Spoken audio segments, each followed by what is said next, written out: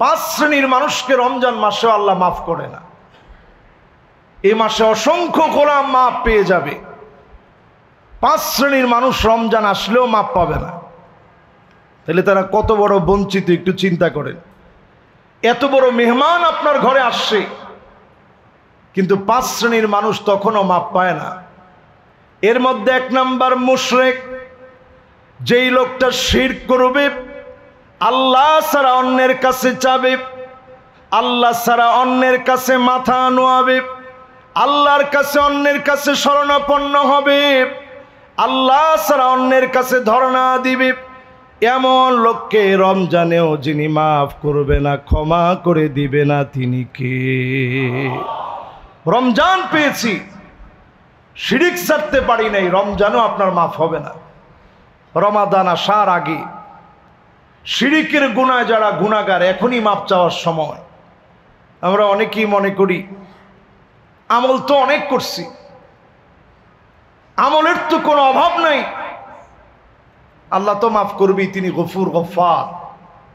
আনানাস সামা, গুনাহগুলো যদি সমুদ্রের ফেনা পরিমাণও হয়ে যায়, আনানাস সামা মানে আকাশের মেঘমালা পর্যন্ত যদি পৌঁছে যায়, করাবাতুল আরদি খাতিয়াতান, সারা দুনিয়া যদি আপনার গুনাহ দিয়ে ভরপুর হয়ে যায়, শিরিকের গুনাহ না করেন, শিরিকের মতো বড় অন্যায় না করেন, সব গুনাহগুলো ডেকে ডেকে যিনি রমজান মাসে মাফ করে দিবেন, তিনি কে?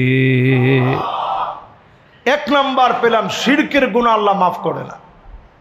2 নম্বরে মুশাহিন, যেই লোকটার মনের ভিতরে হিংসা বিদ্বেষ ভরা, এই লোকটারে আল্লাহ রমজান মাসেও মাফ করে না। আচ্ছা, আমি যদি এবার আমাদের এই মসজিদে যদি জিজ্ঞাসা করি, হিংসা নাই এরকম লোক কি আমরা আছি নাকি? যদি আমারই প্রশ্ন করেন যে হুজুর আপনার মনে হিংসা আছে কিনা, শয়তান একটা ফিতরতিভাবে এই হিংসাটা আমার ভিতরে জাগ্রত করবে, এটা খুব স্বাভাবিক বিষয়। এটা থেকে বাঁচার উপায় কি?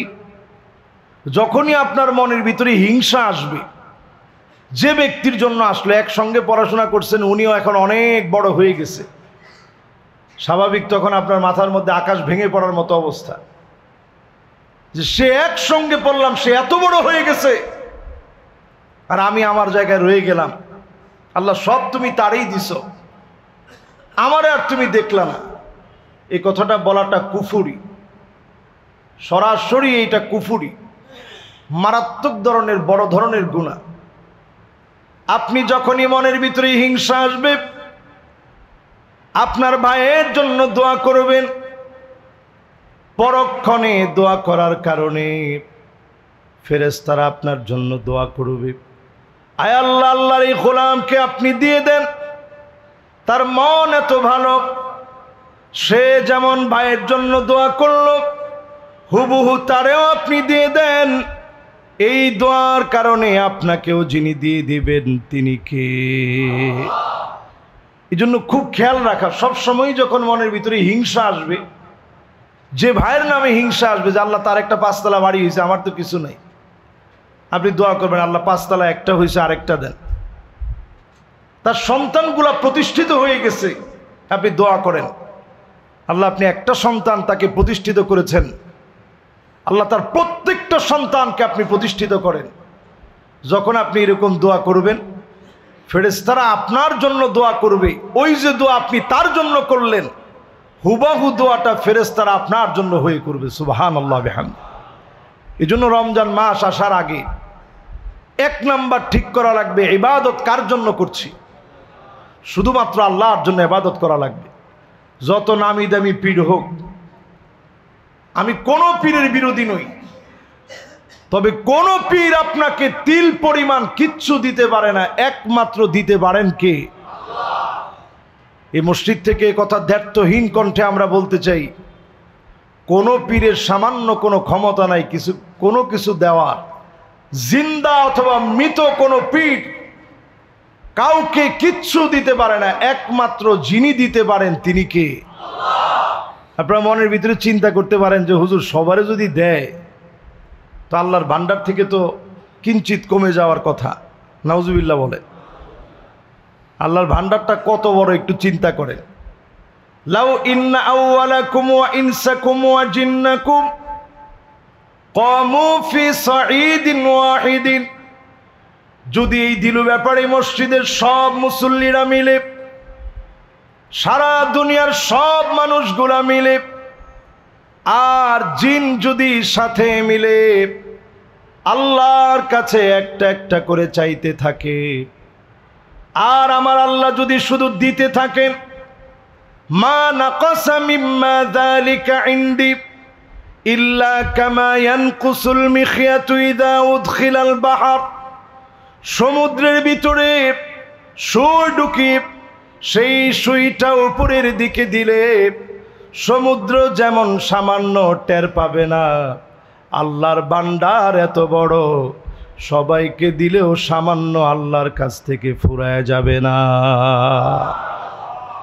সে আল্লাহর কাছে রমজানে আসেন রাত আর দিনে, ওয়াযালিকা কুল্লু লাইলা, রাত আর দিনে মাফ করে দিবে, শুধু চাইতে দেরি হবে। অনেক গুনাহ করে ফেলেছি, অন্যায় করে ফেলেছি, আপনি চাইতে দেরি হবে। এই মাসের নামই হলো ঈদ আউলিয়া ইল্লাহ, আল্লাহর ওলিদের আনন্দের মাস এটি। ঈদ আউলিয়া ইল্লাহ, আল্লাহর ওলি হওয়ার মাস এটি। রবিউল ফুকারা, ফকিরদের বসন্তকাল এটি। এবার একটু যদি আপনাদেরকে বলি, এখানে অনেক ধনী মানুষ আছেন, হাদিসের ভিতরে নামকরণ করা হয়েছে রবিউল ফুকারা। এই রমাদান হচ্ছে দরিদ্র মানুষের জন্য বসন্তকাল। তাহলে বলেন তো, ফকির আমরা সবাই, এটাকে আমরা বিশ্বাস করি? দেখেন, সবাই কিন্তু এখনো বিশ্বাস করে নাই। বিশ্বাস করে আমরা সব ফকির। ধনীকে আল্লাহ হচ্ছেন ধনী, আমরা সব ফকির।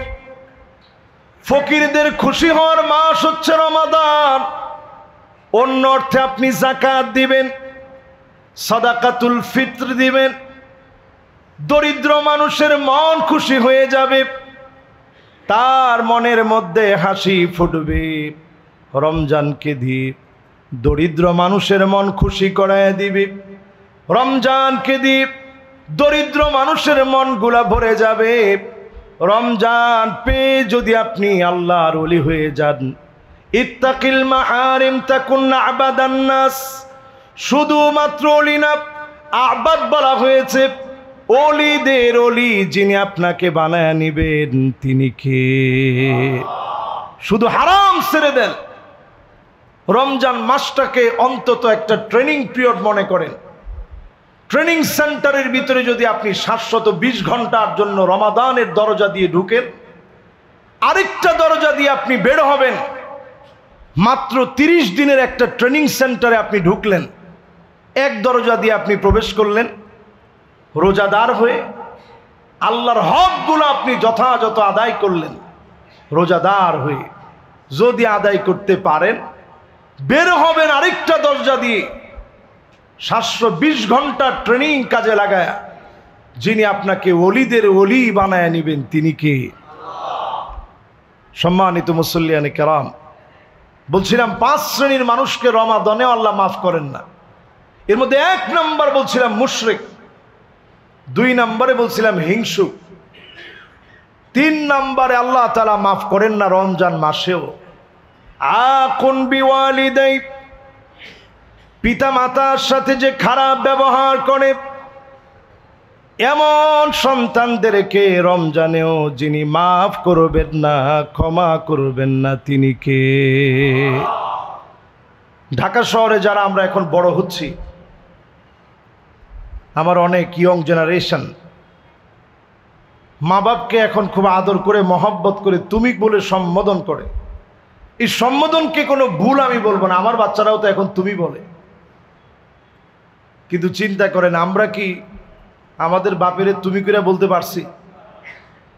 বাপ যে জায়গায় বসছে সন্তান সে জায়গায় বসে নাই, যে আমার আব্বা এই জায়গায় বসছে।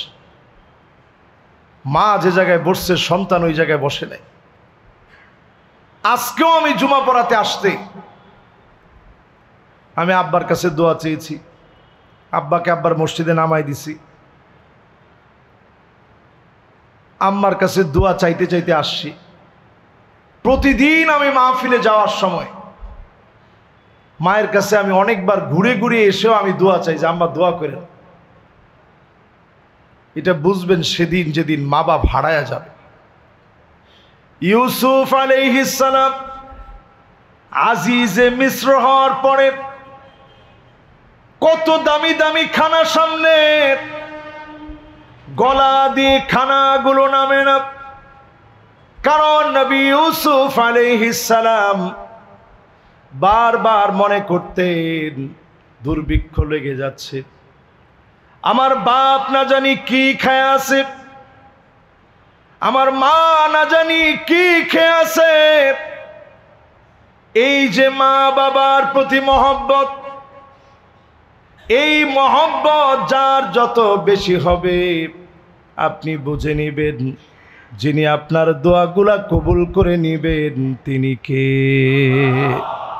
এই রমাদান মাসে যদি আল্লাহর কাছে প্রিয় হতে চান, রমাদানের অন্যতম দাবি পিতামাতার কাছে গিয়ে মাফ চেয়ে নেবেন। এতে করে কি সম্মান চলে যাবে? সম্মান বেড়ে যাবে, মাশাআল্লাহ, সম্মান বেড়ে যাবে। দুনিয়ার ভিতরে কেউ সফল হয় নাই মা বাবার দোয়া ছাড়া। এই দুনিয়ার ভিতরে কেউ সফল হতেই পারে না মা বাপের দোয়া ছাড়া।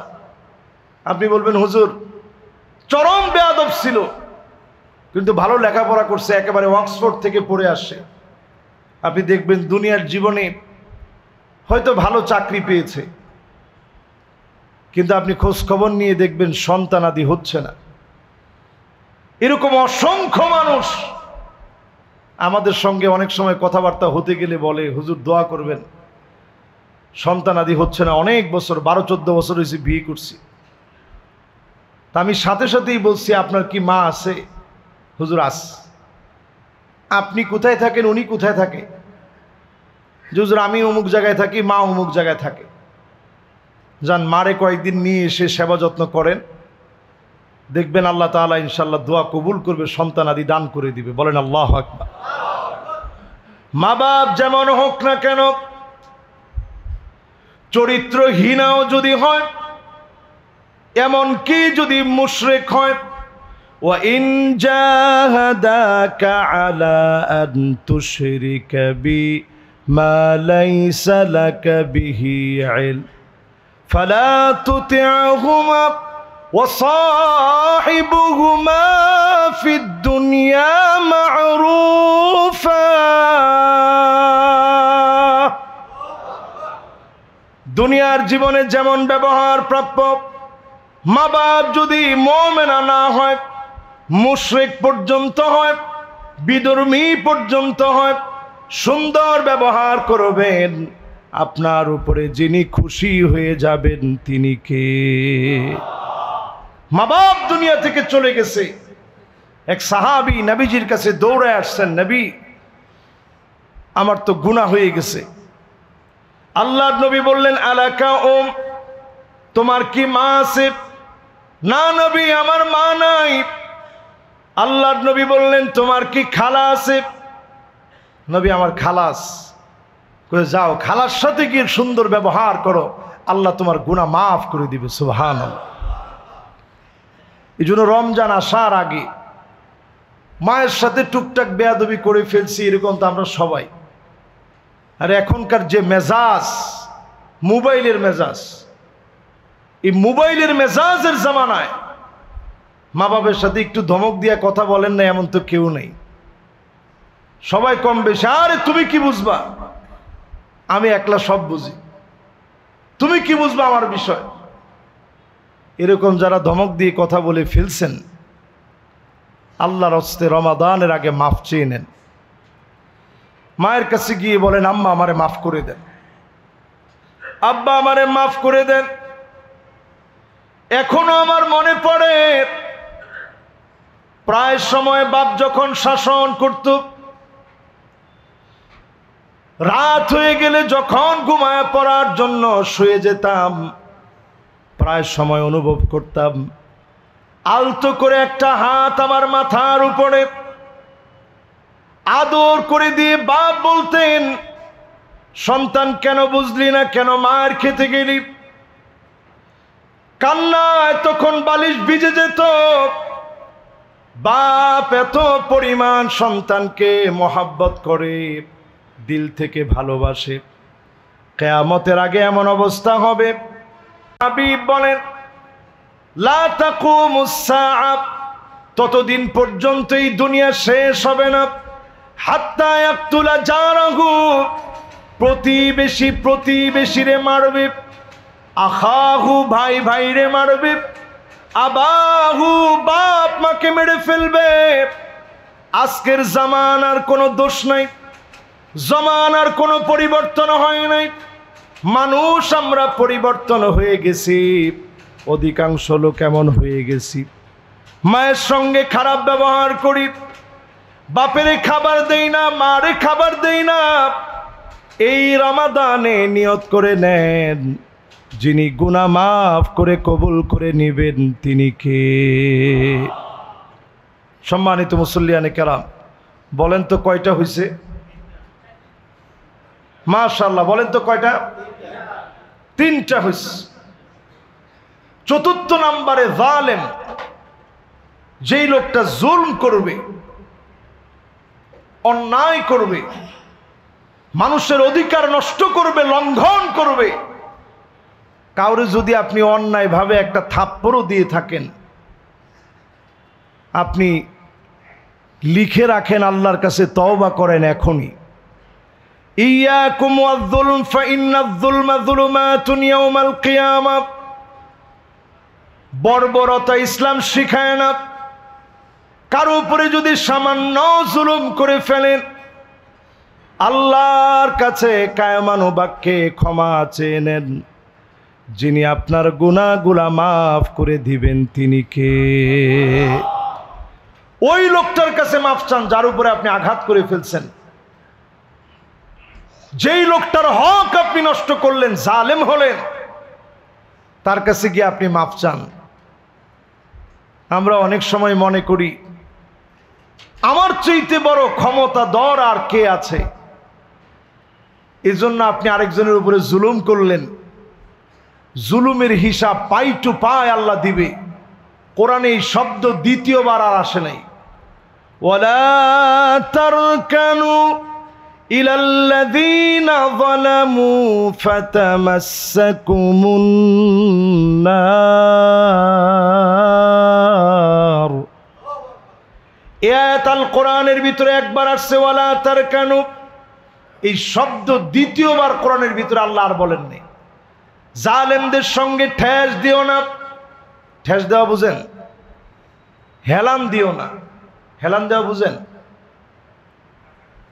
হেলান দেওয়া মানে এইরকম একটু,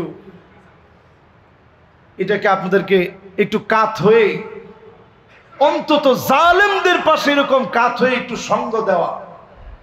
কোরআনুল কারীম দ্ব্যর্থহীন কণ্ঠে বলছে, খবরদার জালেমদের সঙ্গে ঠেস দিতে যেও না, হেলান দিতে যেও না। যারা দিবে তাদের জন্য জাহান্নামের আগুন অপেক্ষায় আছে।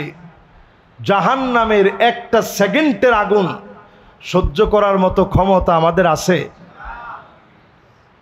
এরপরে আমার ভাইয়েরা, সম্মানিত মুসল্লিয়ানে কেরাম, ৫ম নম্বরে মুদমিনুল খামর, মদ, জুয়া, আফিম, মেরিজুয়ানা, ইয়াবা, ফেন্সিডিল, হিরোইন, আফিম, এলএসডি সহ, গাঁজা সহ যত প্রকারের নেশাজাত দ্রব্যাদি আছে, এগুলো যারা সেবন করবে, ব্যবসা করবে, এগুলো যারা সার্ভ করবে, কদরের রাত আপনি পাবেন, কিন্তু গুনাহ থেকে মাফ হবে না। যদি গুনাহ থেকে মাফ পেতে হয়, রমাদান আসার আগে এগুলো ছেড়ে দিতে হবে। ধোঁয়া এটা মুসলমানের কাজ না। পুরাটা জাহান্নাম ভরা থাকবে ধোঁয়া দিয়ে। কিন্তু আমরা দেখবেন অনেকেই বিভিন্ন ধোঁয়ার অভ্যাস আছে।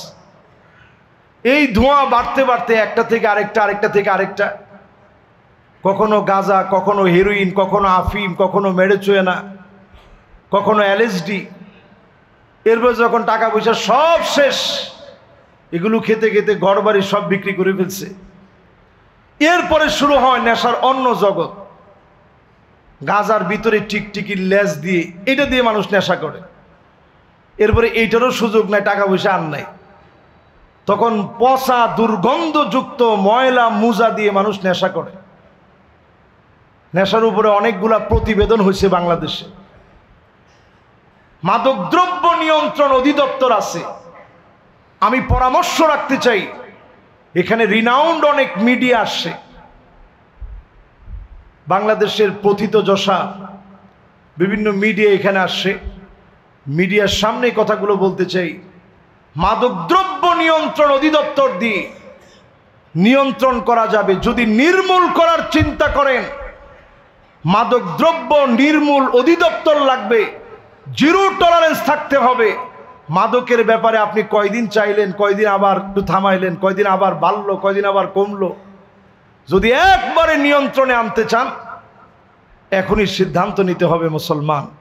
একটু তাকায় দেখে, খোদ সৌদি আরবের মতো রক্ষণশীল দেশে এখন মাদককে একটু একটু করে পারমিট দিচ্ছে। তারাও আস্তে আস্তে আস্তে আস্তে নিয়ন্ত্রণের দিকে যাচ্ছে, যে যাদের লাইসেন্স আছে তারা খাবে। তারা একটা সিটি ঘোষণা করেছে, নিয়ম সিটি। ওইখানে উড়ন্ত ট্যাক্সি থাকবে, ওই সিটির ভিতরে রোবট দিয়ে তারা কাজ করবে। সেখানে চাঁদের মাটি এনে তারা ফিট করবে, মানুষ যেন চাঁদের ফিল নিতে পারে। ইউরোপ আমেরিকায় যেন ঘুরতে যেতে না হয়, সৌদি আরবকে যেন ঘোরার কেন্দ্র বানাইতে পারে। আমি নিজে মাদায়েনে সালেহে ডকুমেন্টারি তৈরি করতে গিয়েছি, সেখানে গিয়ে আমি অবাক হয়ে গেছি। যে জায়গা আল্লাহ আযাব দিয়ে ধ্বংস করে দিলেন, ওই জায়গার ভিতরে নতুন করে আযাব আনার জন্যে সেখানে কনসার্ট হচ্ছে। পপ তারকারা গিয়ে গিয়ে কনসার্ট করতেছে। রিয়াদের ভিতরে কনসার্ট হয়েছে, কাবার আদলে সিনারি লাগায়া পপ তারকারা উলঙ্গপনা বেহায়াপনার মধ্য দিয়ে সেখানে নাচ গান করেছে। এগুলো আমাদের কলিজার ভিতরে লাগে। অন্যায় মানুষকে কোথায় নিয়ে যায়? রমাদান আসার আগে নিয়ত করে ফেলেন গুনাহ ছেড়ে দিবেন। রমজানে যিনি আদর করে কবুল করে নেবেন তিনি কে? আজকে যারা আমার সামনে এই মুহূর্তে বসা আছেন, সময় তো খুব বেশি নাই, অল্প সময়ে শেষ কথাগুলো বলি।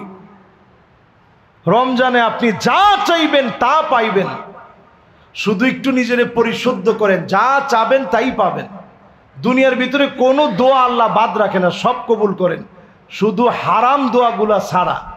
আপনি দোয়া করলেন যে পাশের পাঁচতলা বাড়িটা আল্লাহ ধ্বংস করে দাও, তা আপনি যদি শকুন হয়ে যদি দোয়া করেন গরু মরে যেতে, মরবে? তা আপনি দোয়া করলেন পাঁচতলা আল্লাহ আপনি ধসায়া দেন, এই দোয়া জায়েজ আছে? হালাল যত দোয়া আপনি করেন তিনভাবে কবুল হবে। এক নাম্বার হচ্ছে মুফাজাতান, তৎক্ষণাৎ কবুল হয়ে যাবে। নামাজের মধ্যে আসছেন, এই যে জুমায় যারা আসছেন আপনারা বড় সৌভাগ্যবান।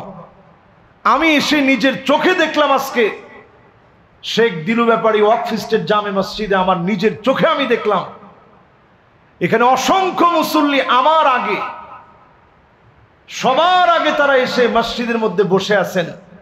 খতিব সাহেব এসে কথা বলবে, একটু আলোচনা শুনবো। এই যে আগে আগে আসছেন, এক একটা কদম দিয়েছেন, পা ফেলে আসছেন। প্রত্যেকটা পা ফেলার কারণে 1 বছর দাঁড়ায়া তাহাজ্জুদ পড়লে যেমন সওয়াব হবে, আবার দিনের বেলায় 1 বছর টানা রোজা রাখলে যেমন সওয়াব হবে, এক একটা কদমে সমপরিমাণ সওয়াব আল্লাহ দিয়ে দিবে। চিন্তা করেন, এখানে আসছিলেন জিরো পকেটে, এক একজনের আমল নামায় 200 বছরের সওয়াব, 200 বছরের পূর্ণ সওয়াব আল্লাহ তাআলা দিয়ে দিয়েছেন। কারো আমল নামায় 300, কারো আমল নামায় 500। আমি দেখলাম মধুবাগ থেকে অনেকে হেঁটে হেঁটে আসতেছে, তো যারা মধুবাগ থেকে আসছেন হেঁটে হেঁটে সব আছে না নাই? নিচে অনেকে দেখা করছেন, অনেক দূর থেকে আসছেন। তো যে যেখান থেকে আসছেন, তো আপনার সব কেমন হয়েছে আপনি নিজে একটু চিন্তা করেন। একেবারে যে মনে করেন এই বিল্ডিংয়েও থাকে, তারাও তো হাইটে আসতে অন্তত 100 কদম লাগছে না? 100 বছরের সওয়াব আপনার আমল নামে আল্লাহ দান করে দিয়েছে। সুবহান। এই জন্য যারা আমরা বসছি, সব দোয়া আল্লাহ কবুল করে নিবে, কোনো দোয়া বাদ নাই, সব দোয়া কবুল হতে পারে। মুফাজাআতান, তৎক্ষণাৎ কবুল হবে। এখানে যদি আমি প্রশ্ন করি, আপনাদের প্রত্যেকের এমন দোয়া আছে কিনা মসজিদে আসার সময় দোয়া করছেন, বাড়িতে যেতে যেতে গিয়ে শুনেন দোয়া কবুল হয়ে গেছে, এমন দোয়া আছে না নাই? সবার জীবনে আছে। একটু মাথাটা নিচের দিকে দিয়ে চক্ষুটা বন্ধ করে একটু চিন্তা করেন। প্রত্যেকে জীবনে এমন অনেক বিষয় পেয়েছেন যে আপনি দোয়া করে গেছেন, যাওয়ার পর কবুল হয়ে গেছে। আরেকটা আল্লাহ দিবেন তাখিরান, তৎক্ষণাৎ দেন নাই, 10 বছর 15 বছর 20 বছর 25 বছর পরে দিছেন। নবী ইব্রাহিম আলাইহিস সালাম বারবার দোয়া করছে, রব্বি হাবলি মিনাস সালিহিন, রব্বি হাবলি মিনাস সালিহিন। দোয়া করতে করতে করতে করতে করতে করতে ক্লান্ত হয় নাই। আল্লাহ পরক্ষণে জানায় দিচ্ছেন বহুত পরে, فبشرناه بغلام حليم। গোলামে হালিম আপনাকে আমি দান করে দিস। তার ধৈর্য কেমন? সমুদ্র, মহাসমুদ্র একদিকে রাখবে, ইসমাঈল আলাইহিস সালামের ধৈর্য এত বেশি হবে, সমুদ্রের চাইতে ওনার ধৈর্যটা বড় হয়ে যাবে। জোরে কোন আল্লাহু আকবার। ওইটা না হয় আরেকদিন এই বিষয়ে আলোচনা করা যাবে। তাহলে দোয়া কবুল হয় 3 ভাবে। একটা ডাইরেক্ট তৎক্ষণাৎ ওই সময়ে কবুল হয়ে যায়, একটা কিছুদিন পরে কবুল হয়, আরেকটা আল্লাহ রাব্বুল আলামিন যেগুলা দুনিয়ায় কবুল হয় নাই, আখিরাতে নিয়ামত দিয়া সাজায় রাখছে। বুশরা মিন ইনদিল্লাহ, জান্নাতের ভিতরে আল্লাহ শুভ সংবাদ দিয়ে বলবে, এই যে বাড়িটা দেখতেছো, এই 100 তলা বাড়ি, মিআতু দারাজা, এই 100 তলা বাড়ি কিসের জন্য জানো? লোকটা সেদিন বলবে, আল্লাহ এত বড় বাড়িটা তুমি কেন দিলা? একটা তালা থেকে আরেকটা তালা হবে মা বাইনাস সামাই ওয়াল আরদ, জমিন থেকে আকাশ যত দূরে, আকাশ থেকে জমিন যত দূরে, এক তালা থেকে আরেক তালার দূরত্ব হবে এত বেশি। জোরে কোন আল্লাহু আকবার। তো আল্লাহ কেন আপনি এত দাম দিলেন? এত দাম দিলাম, ওই যে তুমি দুনিয়ার জীবনে দোয়া করেছিলা, এই দোয়ার রেজাল্ট হিসেবে আমি আল্লাহ তোমার আখিরাতের জন্য বিশাল নিয়ামত দিয়ে দিলাম। জোরে বলেন আল্লাহু আকবার। এই জন্য মাসের নাম শাহরুদ দোয়া, এই মাসের নাম শাহরু তিলাওয়াতিল কোরআন, এ মাসের নাম শাহরু নুজুলিল কোরআন, কোরআন নাজিলের মাস, কোরআন তেলাওয়াতের মাস। অধিক পরিমাণে কোরআন তেলাওয়াতের নিয়ত করে ফেলেন, কোরআনে কারীম পড়া শুরু করেন, না পারলে একটু একটু করে পড়েন, একটু যদি শিখার নিয়ত করেন, ওই অবস্থায় যদি আপনার মওত হয়ে যায়, যিনি চাইলে মাফ করে দিবেন তিনি কে? এই জন্য অধিক পরিমাণে তেলাওয়াতের নিয়ত করেন, অধিক পরিমাণে ভালো ভালো কাজের নিয়ত করে ফেলেন। মনের মধ্যে নিয়ত নেন, এই রমজানে এই করবো, আল্লাহ এই করবো, এই করবো, একটা প্ল্যান তৈরি করেন। রমাদান একটা প্ল্যানার বানান যে আল্লাহ রমাদানে আমার এই রুটিন, এই কাজগুলো রমজানে করবই। কাতাবাল্লাহু লাহু হাসানাতান কামিলা, পূর্ণ ভালোভাবে করতে পারেন নাই, রমাদান পেয়েছিলেন, হক পুরাপুরি আদায় করতে পারেন নাই, শুধু নিয়ত করেছিলেন, নিয়ত অনুযায়ী চেষ্টা করেছেন। কাতাবাল্লাহু লাহু হাসানাতান কামিলা, পূর্ণ ভালোভাবে করলে যেই পরিমাণ সওয়াব হতো সম পরিমাণ সওয়াব যিনি বান্দার আমল নামায় দিবেন তিনি কে? শেষ কথা বলি, এই রমাদান আসার আগে রমজানের চাঁদ দেখবেন। এখন তো আমরা কেউ চাঁদ দেখি না, অন্তত চাঁদ দেখতে না পারলেও ছাদের উপর একটু উঠলেন দৌড়ায়, উইটা আপনি চাঁদটা যদি পেয়ে যান, দেখে ফেলেন, একটা দোয়া পড়বেন, আল্লাহু আকবার আল্লাহু আকবার আল্লাহু আকবার আল্লাহুম্মা হিল্লাহু আলাইনা বিল আমনি ওয়াল ঈমান ওয়াস সালামাতি ওয়াল ইসলাম ওয়াত তাওফীক লিমা তুহিব্বু ওয়া তারদা রব্বি ওয়া রাব্বুকাল্লাহ হিলালু রুশদি ওয়া খায়র। দোয়াটা পড়তে দেরি হবে। আল্লাহ চাঁদের মালিকও আপনি, আমার মালিকও আপনি, আপনার চাইতে বড় কেউ নাই। চাঁদ আমার কিছু করতে পারে না, সব আল্লাহ আপনি দেন। আপনি কল্যাণ দান করেন। যখন আপনি কল্যাণ চেয়ে নিবেন, যিনি গুনাহ খতা মাফ করে দিবেন তিনি কে?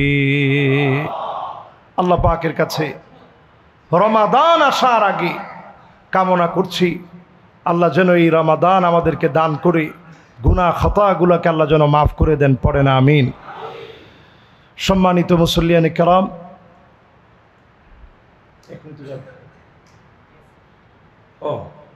মাশাআল্লাহ, আমরা এটাকে ইনশাআল্লাহ আরও যতটুকু সিস্টেমাইজড করা যায় এটা ইনশাআল্লাহ আমরা করব আশা করি। ঠিক ইনশাআল্লাহ যখন আরবি খুতবার আগে, এই যে এই পুরা সময়টা কিন্তু দোয়া কবুলের সময়। এই যে এখন আমরা যে টাইমটা এখানে কাটাচ্ছি পুরাটা দোয়া কবুলের সময়, এবং জুমাবারের এই সময়টা এত দামি, যা চাবেন তা পাবেন, এত দামি সময়। আমরা ইনশাআল্লাহ এই মসজিদের প্রতি লক্ষ্য রাখবো, খেয়াল রাখবো। আলহামদুলিল্লাহ দান বক্সগুলো গিয়েছে। এটা ইনশাআল্লাহ আগামী থেকে আলোচনার সময় না, আমরা এটার জন্য আরবি খুতবার ঠিক পূর্ব মুহূর্তে আমাদের দানের এই বক্সগুলো যাবে ইনশাআল্লাহ আপনাদের কাছে। আপনাদেরও তো অনেকের মসজিদের কাছে, খতিবের কাছে অনেকেই দোয়া চেয়ে আপনারা লিখে পাঠাতে পারেন। এটার একটা টালি খাতা থাকবে ইনশাআল্লাহ। আমরা সেইটা দেখে অনেকেরই মনে চায় যে এই মসজিদে আমার একটা অংশগ্রহণ থাকুক। তো যারা যারা এই মসজিদে অংশগ্রহণ করবেন, আমরা প্রত্যেকের বিষয়টা ইনশাআল্লাহ বলে দোয়া করব, অসুবিধা নেই। প্রকাশ্যে বলে দোয়া করা এটা কোনো নিষেধ নেই, এটা আরেকজনকে উৎসাহ প্রদান করা। ওই সময়টাতে ইনশাআল্লাহ আমাদের দান বক্সটা চলতে থাকবে। এতে করে মানুষের কনসালটেশনটা অনেক বেশি দানের প্রতি উদ্বুদ্ধ হবে। যেই তো রমাদান মাস সামনে, এটা শাহরুস সাদাকা, দান করার মাস। এই মাসটা আসার আগেই আপনারা কষ্ট পান নাই তো? মনে হয় কষ্ট পাইছেন। তাহলে যেই নিয়মে আছে ওই নিয়মে থাকুক, এটা কোনো অসুবিধা নেই। এটা আমার কোনো সাবজেক্ট না, কিন্তু আমি যেটা সুন্দর মনে করেছি এটা আপনাদেরকে পরামর্শ দিয়েছি। যদি এটা হয় তাহলে দানের পরিমাণটা ইনশাআল্লাহ, আপনারা এমনও অনেক দান করেন, এই মসজিদের প্রতি আপনাদের কন্ট্রিবিউশন অনেক হওয়ার কারণে এই মসজিদ কিন্তু ছোটোকাল থেকে আমরা দেখছি, ছোটোবেলা থেকে এই মসজিদে আমি বহু নামাজ পড়ছি। আজকে এখানে খতিব হিসাবে এখানে বসে আপনাদেরকে কথা শোনানোর জন্য এখানে অনেক নামাজ আমার জীবনে পড়া হয়েছে। তো আল্লাহর মেহেরবানি ইনশাআল্লাহ আমরা যদি এইভাবে ইনশাআল্লাহ একটু নিয়ম করি, দেখবেন ইনশাআল্লাহ সহজ হবে। মসজিদে যে যতটুকু দান করলেন, যতটুকুন দিলেন, এটা আপনার জন্য রয়ে গেল। বানাল্লাহু লাহু বাইতান ফিল জান্নাহ, হতে পারে এর কারণে যিনি জান্নাতে বাড়ি বানায় দিবেন তিনি কে? আর আপনারা মনে কষ্ট নিয়েন না, এখানে যারা মিডিয়ার ভাইয়েরা আসছে ওনারা একটু চেপে দাঁড়াবে ইনশাআল্লাহ। আপনাদের এই মসজিদের আলোচনাগুলা বিশ্বময় ছড়িয়ে যাক, এটা আমরা চাই তো ইনশাআল্লাহ। এই গ্লোবালাইজেশনের এই জমানায়, গ্লোবালাইজেশনের এই সময়ে আমাদের এই মসজিদের আলোচনা, শেখ দিলু ব্যাপারী ওয়াকফ স্টেট জামে মসজিদের এই আলোচনাগুলা বিশ্বময় ছড়িয়ে যাবে, বাংলা ভাষাভাষী সবার মধ্যে ছড়িয়ে পড়বে। মানুষ নতুন একটা চেতনায়, উদ্দীপনায়, আগ্রহে এই মসজিদের আলোচনাগুলো শুনবে। এজন্য একটু কষ্ট করে আমরা ম্যানেজ করে নিব, শুধু এই পিলারটার মধ্যে আমরা সীমাবদ্ধ রাখবো ইনশাআল্লাহ। অল্পের ভিতরে হয়ে যাবে, যেহেতু আজকে একেবারেই নতুন, এই জন্য আজকে এখানে যতটুকু তারা পেরেছে গুছিয়ে তারা দাঁড়িয়েছে। ইনশাআল্লাহ সামনে থেকে আরও গোছানো হবে। আল্লাহ তাআলা আমাদেরকে তৌফিক দান করুক, সকলে পড়ি আমিন।